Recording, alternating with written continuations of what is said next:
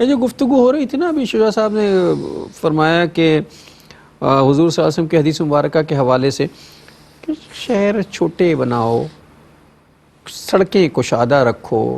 آج ہمارا سب سے بڑا پرابلم کیا ہے؟ ہمارا سوسائٹی کا جو سب سے بڑا مسئلہ ہے گنجان آبادیاں، تنگ سڑکیں، بعض جگہ تو اتنی تنگ کہ علمان و حفیظ کچھ ہم لوگ خود تنگ کر دیتے ہیں۔ مطلب سڑک دکان ہماری جو ہے وہ کہیں اور ہے اور ہمارا جو لوازمات ہیں شو کرنے کے لوازمات ہیں وہ کہیں اور ہیں۔ آدھی سڑک پہ ہم نے قبضہ کیا ہوا ہے، ہم پوری قوم قبضہ گروپ بنی ہوئی ہے۔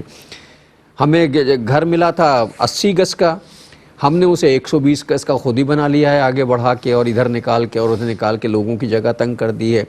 تو یہ جو مشکلات پیدا ہوئی ہیں، اگر ٹاؤن پلاننگ کرتے وقت حدیث ذہن میں رکھ کے، اگر برکت کے بہت سے طریقے حدیث ذہن میں رکھ کے ڈیزائن کیا جا رہا ہو کہ صاحب حضور کی ہدایت کے مطابق یہ شہر اتنی آبادی کا بس ہوگا، تو اس نقشے بننے کے دوران ہی اس میں برکت داخل ہو جائے گی۔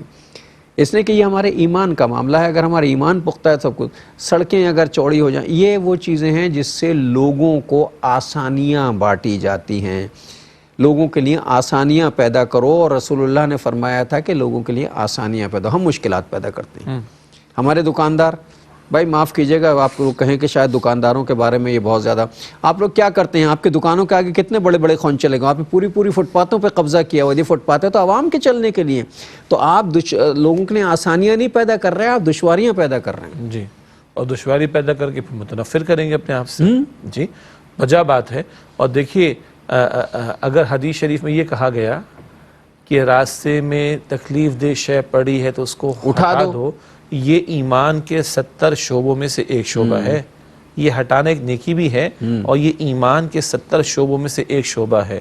تو راستے میں تکلیفیں پیدا کرنا، خود جا کے پورے خونچے لگا دینا، پورے کاؤنٹر لگا دینا لگا، تو اب سوچیے اس کے اوپر تکلیف کا یعنی اس کے اوپر گناہ کا معاملہ نہیں آئے گا۔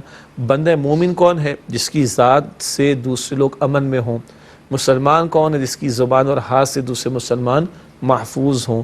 حدیث شریف میں خیر الناس من ينفع الناس، لوگوں کو نفع پہنچانے والا وہ سب سے بہترین ہے لوگوں کے اندر۔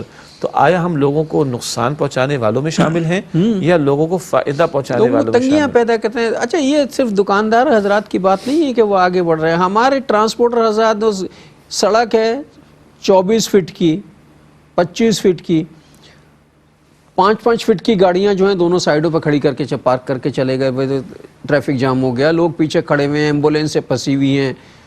ہم تنگیاں پیدا کر رہے ہیں لوگوں کے لیے۔ اور پھر یہ چھوڑ دیجئے، کوئی کام ایک دوسرے کے لیے اتنی مشکلات، صرف یہ نہیں کہ سڑکیں بند کر رہے ہیں، اگر کوئی سرکاری دفتروں میں چلے جائیں آپ، کوئی رفاہی ادارے ہوں، پبلک جو ہے جس کو ہم کہتے ہیں نا خدمت خلق پر معمور کچھ ادارے ہیں، وہاں چلے جائیں، اللہ ماشاء اللہ توبہ کرنے کو دل چاہتا ہے۔ وہ تو کوشش کرتے ہیں کہ اگر آپ کے پاس کوئی بہانہ نکل آئے نا آپ کو تنگ کرنے کا، بس قیامت آ جائے گی۔ یہاں فل اسٹاپ نہیں لگا ہوا اس ایپلیکیشن پہ۔ ہاں، اگر وہ کہیں سے خود پریشان ہو کر آئے ہیں تو اس کا یہ تقاضا تو نہیں ہے کہ دوسروں کو بھی پریشان کریں۔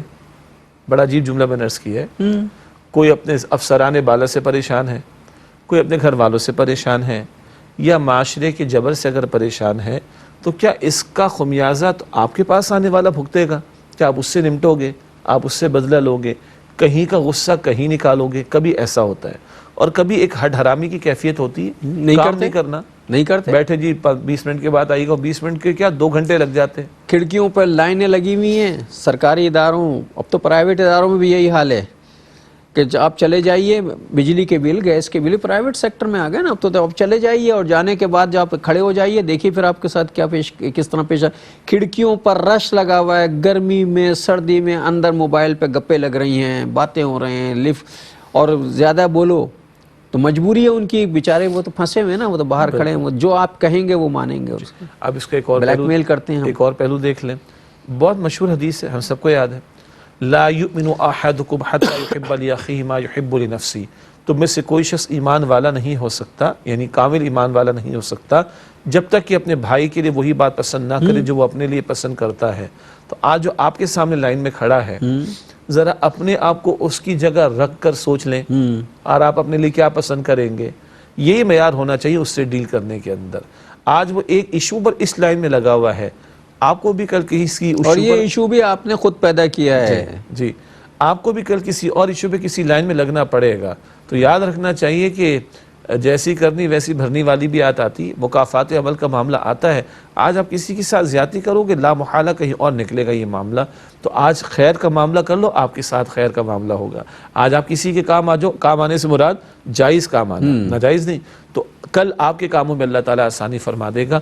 اس کو اس نہج پر دیکھنا چاہیے. اب میں یہاں پہ عرض کر دوں، لوگ کہیں گے بھائی تقریر تو بڑی اچھی کر دی آپ نے، مگر گراؤنڈ ریالٹیز کچھ اور ہیں. ہمیں بھی معلوم ہے، ہم بھی اسی معاشرے کا حصہ ہیں. کوئی مریخ ہم بھی لائنوں میں لگتے ہیں جا کے بھائی، ایسی تو نہیں بیان کر رہے آپ کے سامنے آ کے، کئی لائنوں میں ہم بھی لگے ہیں. جی لیکن بتا دیں حل کیا ہے اس کے سوا.